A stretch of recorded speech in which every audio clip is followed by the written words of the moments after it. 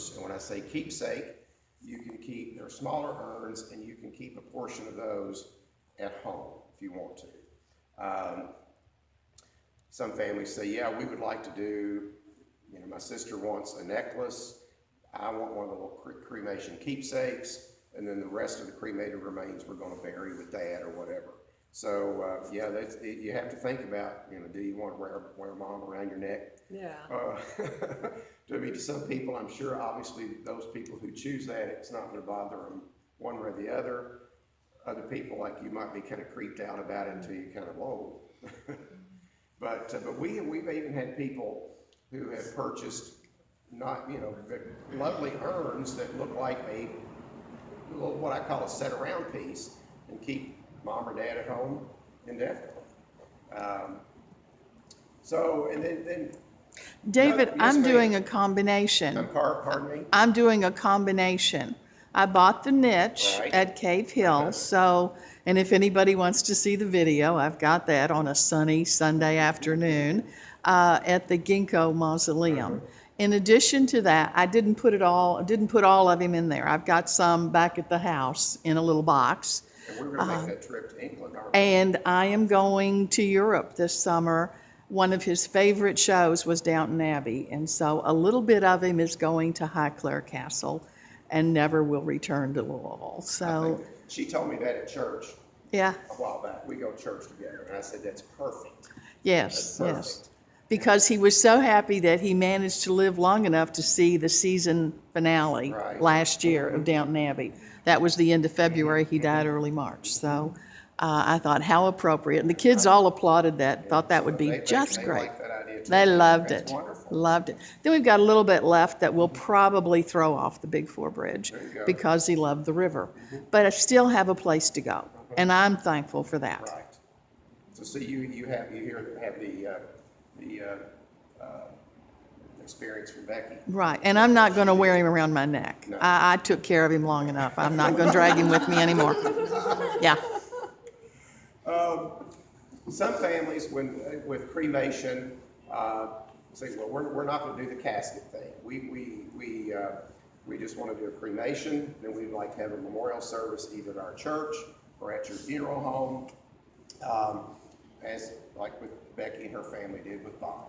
And so, with a family that selects what I call the direct cremation like that, and the body is not open for viewing to the public, we give the family an opportunity, should they want to, come to the funeral home before their loved one is cremated and let them have a few minutes of goodbye. They don't open it up to the entire family. We just suggest maybe, if there's a spouse, certainly children, maybe grandchildren, if there's still a parent living. And a lot of people really appreciate that time. They did not know that they could do that. They thought the last time they saw their loved one was either in a nursing home or the hospital or whatever. And if you have been with someone who's passed away, sometimes that is not a pleasant sight. Use a prime example of my father. When he passed away a few years ago, we were with him, but I mean, he had some complications from surgery, and there were some issues, with when he passed away. Of course, his eyes were open, mouth was open, things like that. And of course, we had traditional funeral with burial. But for families that have selected cremation, I don't want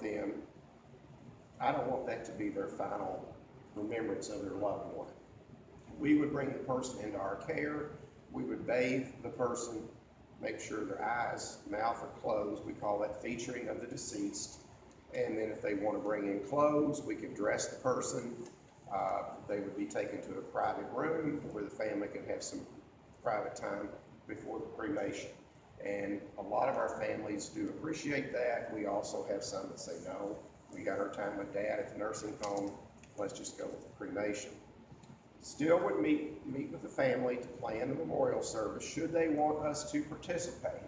We have some families that say, David, we just want you all to handle the cremation. We're going to handle the memorial service ourselves. We're going to just do it at we're gonna do it at the house in the backyard come summer. We're gonna have a party. And that's great. You know, you don't, when you're celebrating a life well lived, it doesn't have to be in a funeral home, chapel, or a church, or whatever. You know, a lot of folks don't have religious beliefs, so to speak, or even if they do and they just want to celebrate the life in a casual atmosphere, that's wonderful. That's wonderful. But like I said, we do have some families that will say, no, we're going to handle the memorial ourselves. You know, we're going to gather in the backyard in the summer. We're going to go to the lake. We're having, if they're country club people, we're going to have a party at the country club. So it's all over the spectrum. And then we have some families who do opt for a church service, but they want to handle that with their ministers or their priests themselves. So we can be involved as much as the family wants us to be, or as little as they want us to be. Let's see. Let's talk about caskets. With cremation, if you're going to be having visitation with the body present, we offer rental caskets. One is an oak, one is a poplar.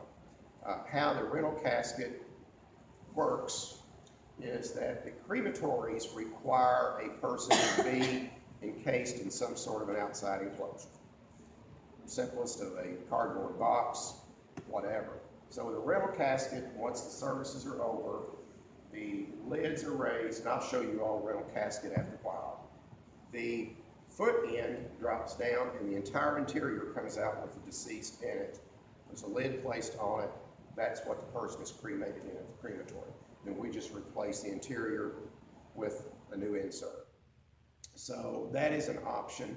There are also cremation caskets that you can purchase. We give the family the option. Do you want a rental casket, which is cheaper, or do you want to purchase a casket? Some folks say money's not an option. We want cremation, but we don't want dad transferred out. We want him cremated in the casket. So that and then we'll go upstairs. Our casket display room is upstairs, as is the cremation room. Families who are opting for a traditional funeral service, we show, I think, 24 caskets upstairs, which they can select from. The nice thing about, at least here at Ratterman's, if once I meet with the family and I say, you know, Becky, there's 24 caskets that you all are going to be looking at upstairs. If you and your family are not satisfied, if you don't see anything that appeals to you, or if there's not a price point up there that you're not comfortable with, let me know, because there are hundreds of caskets that we have catalogs that we can come back downstairs in the office and pick from. So, I mean, on occasions there are families who decide they'll just come to us and say, here's what we had in mind, we don't see it, can you show it to us? So, you know, there are lots of options that we can show you as far as caskets go. As I mentioned too, in the Louisville area, all the cemeteries require the outer container, concrete liner, or would be the least. There are other vaults more expensive than a concrete liner. It's really a family's decision. A lot of what I see over the years with a family purchasing a casket is on eye appeal. If you ever make funeral arrangements with me, I don't go into detail about, you know, folks, this is a stainless steel casket, or folks, this is a solid cherry casket, or anything. I take you upstairs, I say there are wood caskets, there are metal caskets, they're all individually priced. There's some information on the price card about what it is. I think at a time like that, especially if the family has experienced maybe a traumatic death, you know, they're numb. I'm not here to sell. I want the family to be happy, to be satisfied with what they've picked out. So I see over the years that a lot of it is strictly on eye appeal. And price is involved as well. You know, they'll come in and say, we know Mother loves blue, we want to navigate toward a blue casket. Or, you know, Dad was military, we want to see something in like a military type gray casket. A lot of people already do have that in their thought process when they come in as far as caskets. There are some families that, you know, certainly don't have a clue, and that's why they have us to kind of help them along. make those decisions. There's a lot of detail involved in planning a funeral. You may or may not be aware that I have to file a death certificate with the state of Kentucky or whatever state the deceased has passed away in. It's a legal document, and while we're meeting with the family, we have to get all the information for the death certificate, which is the person's full name, their correct birth date, their social security number, address, parents' names, including mother's maiden name, their occupation, their education level, next of kin, that person's address, final disposition, whether it's going to be cremation, burial, entombment, or whatever. All of that has to be placed on the death certificate. So that is part of the arrangement process.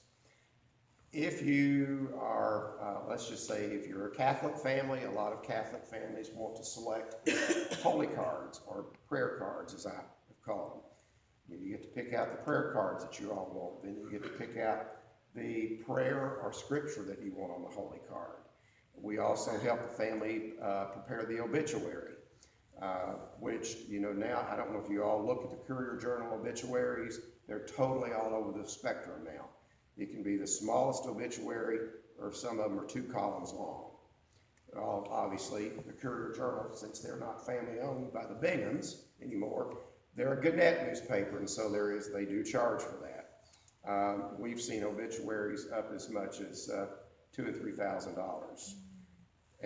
But if that's what the family wants to pay, you know, certainly that, I'm sure that obviously the Courier-Journal is willing to take their obituary for that amount of money. I think the McGowan obituary recently, the president of Bellarmine, was probably the longest one I've seen lately. It was like 2 columns. Well, almost. I'm going to tell you about Dr. McGowan was at our home on Lexington Road. The Gratterman's over there. His obituary in the Courier-Journal, which ran for 3 days, was like $3,200.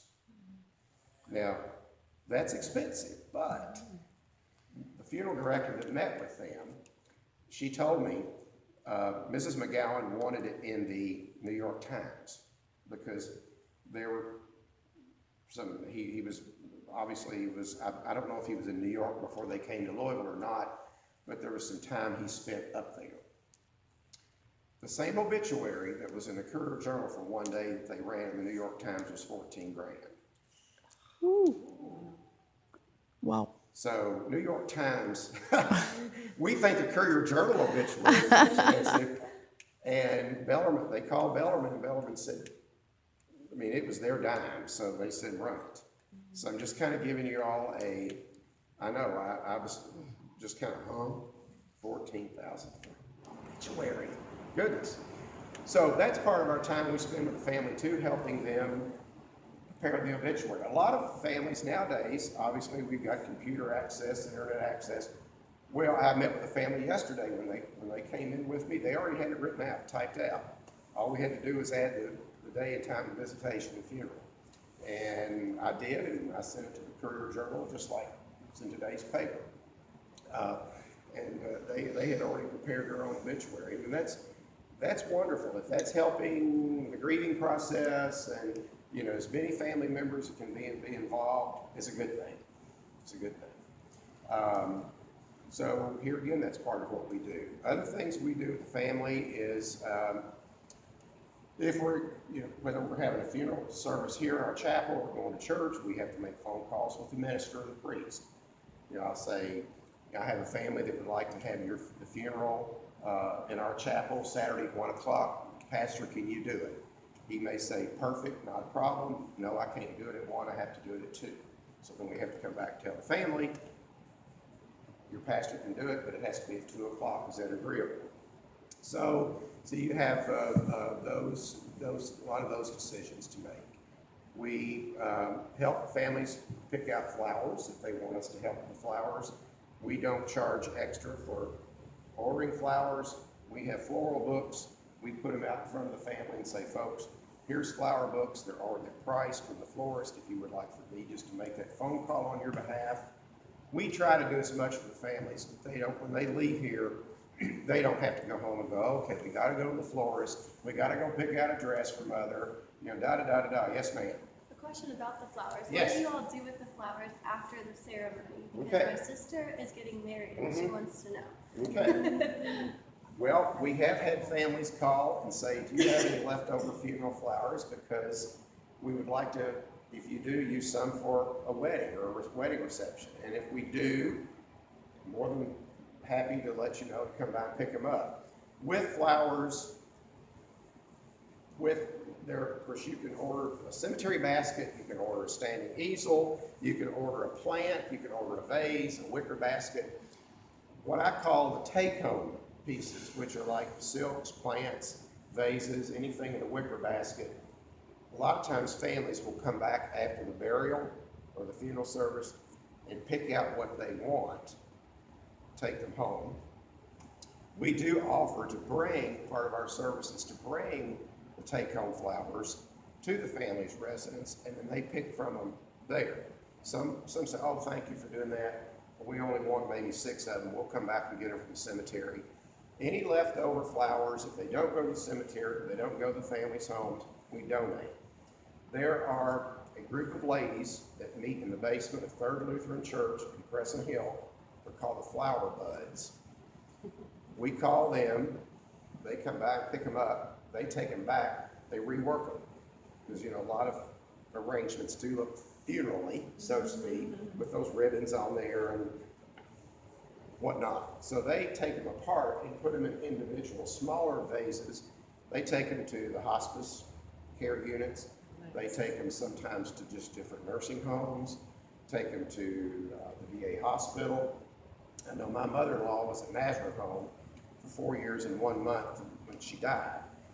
There was a little vase, flowers appeared in her room one day that came from the Flower Buds.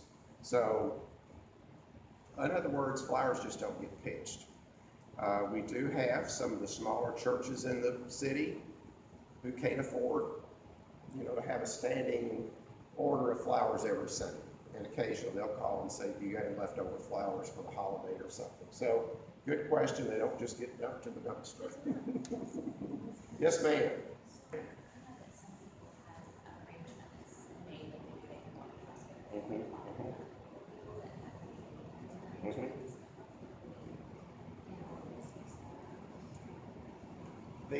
You're basically talking about the time we receive the death calls and the funeral service. We're talking, let's just say you experienced a death this morning. We contact you or your family, and you may say, David, we don't want to come in today. We are just worn out. We've been up with Mom for 24 hours straight. We've not been to bed. We've not had anything to eat or drink.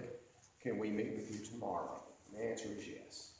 So let's say that we meet with you tomorrow, and then, then you may be talking about another day between the arrangement conference day and visitation day starting. It can be a 3, 4, 5 day process from the beginning to burial. Now, I have a family who their mother died this morning. They're coming in later this afternoon. She has a pre-arrangement with us. The lady herself did it about 7 or 8 years ago.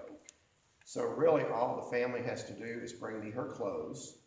They do want a picture of their mother in the newspaper, jewelry, and then we just need to kind of sit down and go back over the obituary and decide on when to have the visitation and the funeral service. So my time with them will probably not be more than an hour, since everything was already pre-planned. Let's talk about pre-planning. Here again, I'm jumping around. If you decide to come to Ratterman or any of your funeral home of choice and pre-arrange your funeral and pre-fund it, prepay it, there are advantages to that. In other words, if you prepaid your funeral service, as this lady did 7 or 8 years ago, we have guaranteed her services. And when I say services, basically that includes overhead, use of our staff, use of our facilities, the preparation of her remains, because she is going to be a traditional funeral, cosmetology, use of the funeral home while they're here with us, the use of the staff during visitation, funeral service. That family is Catholic, so they will be using our staff with the funeral at the church, and likewise onto the cemetery. That also, in those services, include the use of bringing, or the hearse to bring the deceased into our care at the funeral home, the hearse for the funeral itself, thank you cards, guest book, holy cards, things like that are all included in that. Also, we guarantee the price of her, or his or her casket, whatever you've picked out. You know, we don't, let's just say you picked out a $2,500 casket, and when you die, it's $4,000. Well, because it was guaranteed, your family is not responsible for that addition, that money. Those prearrangements earn interest, whether it be, okay, I'm here again, I'm jumping around. You prearrange your funeral, you want to prepay for it. We can put it into an insurance policy, which is, we are the beneficiary on that. So in other words, it earns interest, whatever the current rate of interest is with that insurance company, to offset those increases down the road for that casket that went from $2,500 to $4,000. Some families do not want to do the insurance route, so we use Stockyards Bank and Trust Company downtown to put their funds in the trust. It's just really a matter of a decision with the family. Isn't that have a lot of regulations by law? does. Because we've had funeral homes in the past who Correct. took the money to the boat. Exactly. And it was gone, and so- There have been funeral directors out there, sadly, that have given a lot of us a bad name. Because with an insurance policy, all the funeral home would have to do is file a claim form. They can forge the next of kin's signature. You know, then the insurance company sends them a check for $7,000, $8,000, $9,000, $10,000, and off they go. And of then course, when- nobody would have ever done that. No. And then, you know, then when the death has occurred, and if the person, the funeral home hasn't already been found out about it, you know, the SHIT is gonna hit the fan at that point. Now, with the Stockyards Trust, that's regulated through the Attorney General's office in Frankfurt. And so, you know, there's, if anybody's getting away with that today, you know, that they're smart, because, I mean, there's so much paperwork that we all have to go through now when a person has a prearranged funeral, when there's a death, that, you know, if it happens and they haven't gotten caught, I'm surprised. One other thing, I'll answer your question. With a prearranged funeral, there are what we also call third-party incidentals. Now, when I say third-party, they are like the opening and closing of the grave at the cemetery, flowers, newspaper notice, death certificates, hairdresser if one needs to be called in, limousines, things like that. Those items we cannot guarantee, because let's just say a $300 newspaper notice, when you die, never how many years down the road, maybe $500, $600, $700, $800. So those third-party items we cannot guarantee. So should there have not been enough interest earned to offset the third-party items, the family would have to come up with a difference on those. And they're made aware of that when we sit down and make a prearranged funeral with them. That, you know, like the flowers, things like that may go up, and they do. I mean, cemeteries raise their opening fees. When I say opening fees, I'm talking about the opening, closing of the grave, or a mausoleum crypt. They go up yearly. Just for example, I'm going to give you an idea. For a ground burial at Cave Hill Cemetery, just the fee now to open and close the grave is $1,435. At Rest Haven up the street, which they are a Dignity Funeral Home, part of their conglomerate, theirs is about $1,400 or $1,500.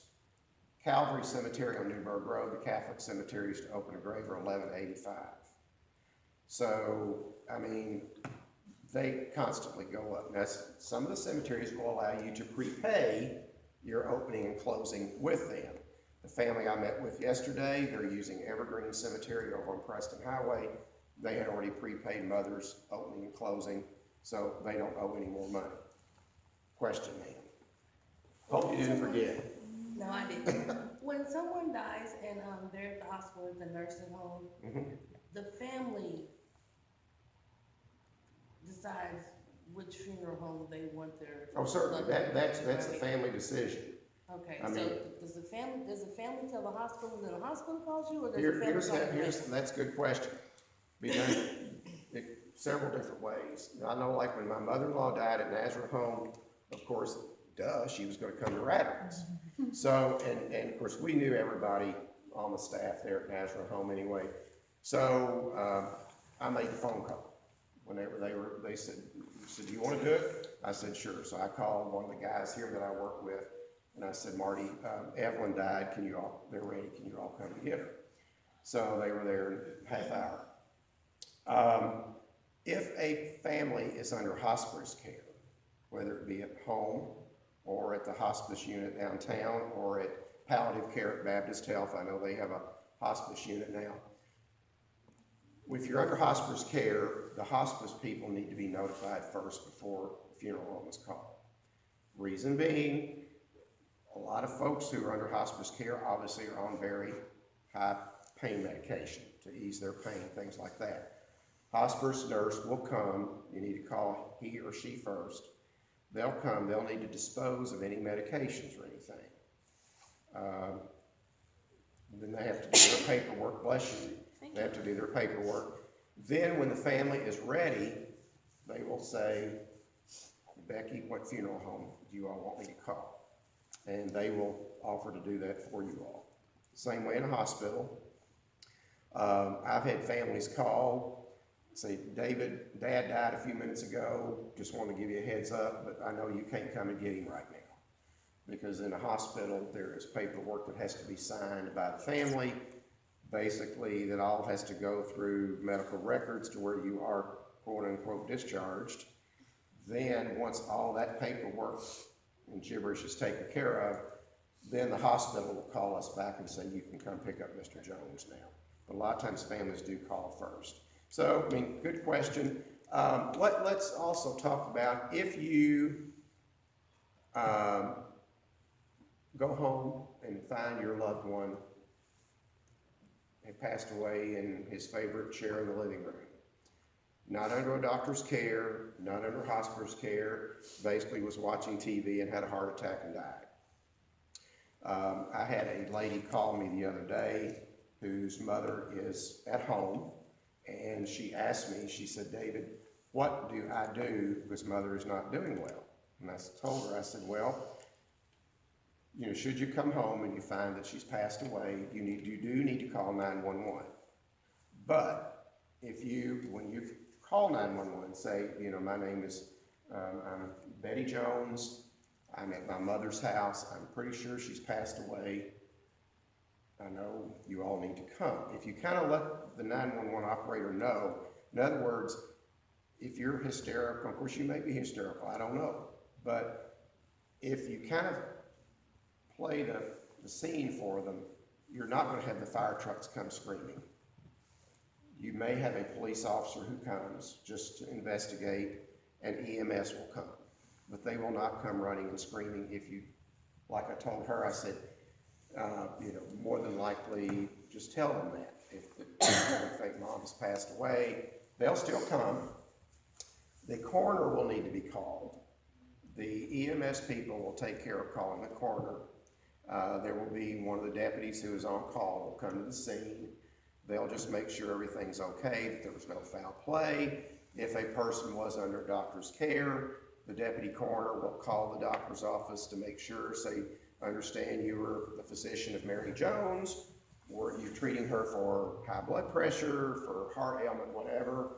Yes, yes, yes, yes, yes, and everything's okay. Then they'll call the funeral. They'll ask the family what funeral home you want us to call.